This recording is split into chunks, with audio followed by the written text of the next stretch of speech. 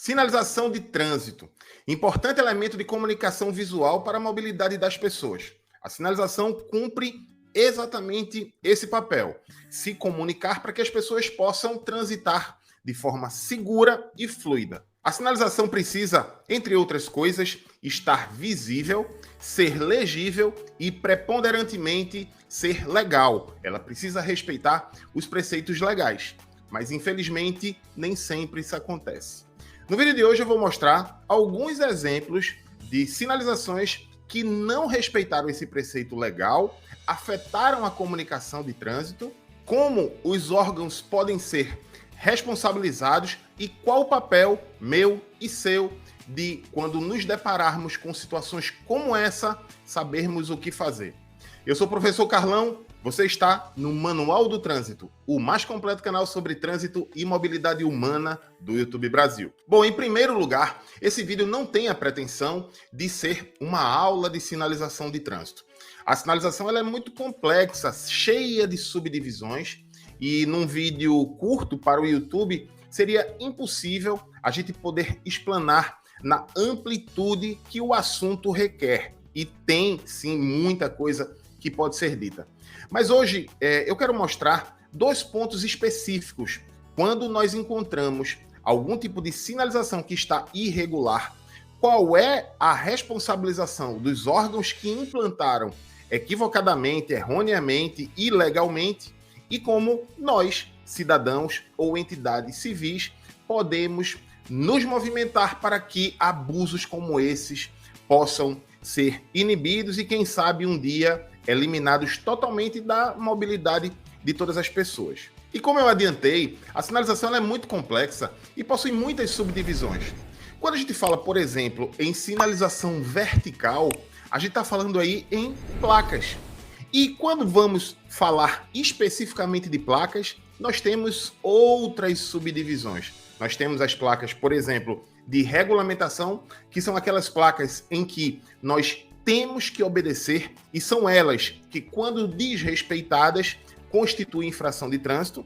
Temos também as placas de advertência, são aquelas que, como o nome já diz, nos adverte de situações potencialmente perigosas adiante. Além das placas de indicação, que são aquelas que mostram onde estamos, a que distância está a cidade que nós iremos, entre outras situações. Se você já se deparou sobre esse assunto, sinalização de trânsito ou sinalização viária, há alguns anos, muito provavelmente deve ter estudado o anexo 2 do Código de Trânsito Brasileiro, que foi aprovado pela Resolução 160 e incorporado ao Código de Trânsito. Mas atualmente, no dia em que eu gravo esse vídeo, já temos 9 manuais brasileiros de sinalização de trânsito. 9 manuais brasileiros de sinalização de trânsito. Alguns com mais de 300 páginas. Por isso, a complexidade desse assunto.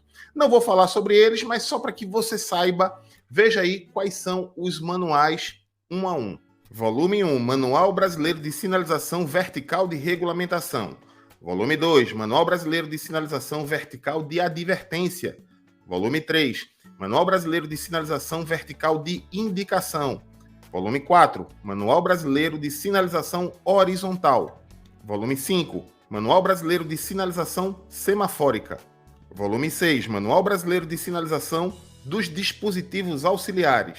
Volume 7, Manual Brasileiro de Sinalização Temporária. Volume 8, Manual Brasileiro de Sinalização Cicloviária. Volume 9, Manual Brasileiro de Sinalização de Cruzamentos Rodoferroviários. Mas vamos para o ponto que eu vou mostrar aí, nada de complexidade. São sinalizações facilmente identificadas pela população quando são feitas de forma legal e irregular, mas que mesmo assim foram utilizadas totalmente ilegal. Veja essas placas.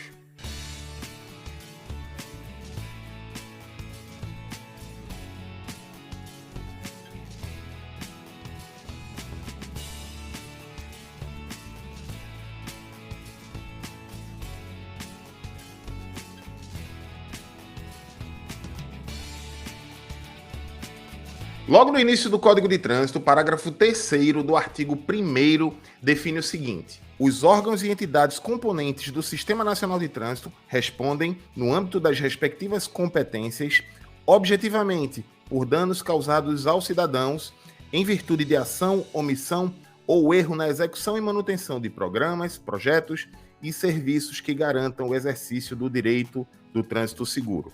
E de forma muito simples, quando se diz que os órgãos e entidades que fazem parte do Sistema Nacional de Trânsito, isso inclui o órgão da sua cidade, está dizendo que a responsabilidade dele é objetiva. Ainda que não seja o órgão de trânsito que sinalize diretamente a partir de uma equipe de funcionários públicos, isso seja feito através de uma empresa terceirizada, qualquer problema que ocasione para o cidadão em virtude dessas possíveis falhas, a responsabilidade é objetiva. O órgão de trânsito não pode dizer o seguinte: mas quem errou foi a empresa contratada. Não, faz parte da contratação garantir que a empresa tenha as condições necessárias e, por isso, se responsabilizará por elas também. Ainda no Código de Trânsito, dessa vez no artigo 90, o parágrafo 1º diz o seguinte: o órgão ou entidade de trânsito com circunscrição sobre a via é responsável pela implantação da sinalização, respondendo pela sua falta, insuficiência ou incorreta colocação. Logo, se em virtude de qualquer falha haja algum comprometimento na segurança no trânsito, o órgão será responsável. É neste mesmo artigo 90, no caput, que diz que as pessoas não podem ser punidas quando a sinalização for insuficiente ou incorreta. É muito importante que nós saibamos que as pessoas devem respeitar a lei, mas os órgãos também, para aplicar a lei em cima dos cidadãos, respeitem igualmente. Mas caso nós, meros mortais, cidadãos ou entidades civis, ao nos depararmos com situações irregulares iguais a estas que a gente viu nesse vídeo aqui, o que é que pode ser feito?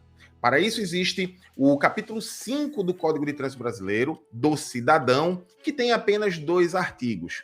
Um é direcionado para nós fazermos nossas queixas e solicitarmos soluções, e o seguinte, o 73, é o artigo 72 e 73, como as entidades que receberem essa demanda das pessoas, das entidades, da sociedade civil, precisam responder. Vamos ler aí rapidamente ambos os artigos.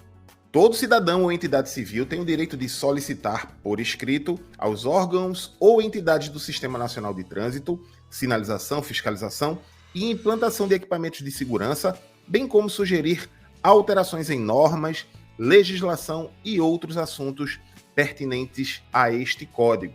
Artigo 73. Os órgãos ou entidades pertencentes ao Sistema Nacional de Trânsito têm o dever de analisar as solicitações e responder por escrito, dentro de prazos mínimos, sobre a possibilidade ou não de atendimento, esclarecendo ou justificando a análise efetuada, e, se pertinente, informando ao solicitante quando tal evento ocorrerá. Então, basicamente, um artigo define como o cidadão ou entidade civil deve se posicionar de forma escrita e como a entidade responderá em tempos mínimos. Se fará, quando fará, e se não fará, o porquê não fará.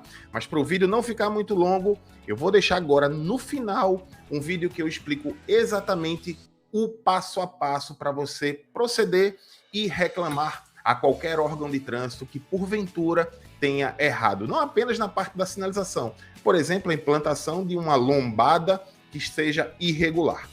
Por hoje é só, espero que a informação tenha sido útil. Não esqueça de deixar o like e de compartilhar esse vídeo para outras pessoas. E se gosta desse tipo de conteúdo e ainda não é inscrito, te convido a se inscrever no canal. Um grande abraço a todos, te encontro no próximo vídeo.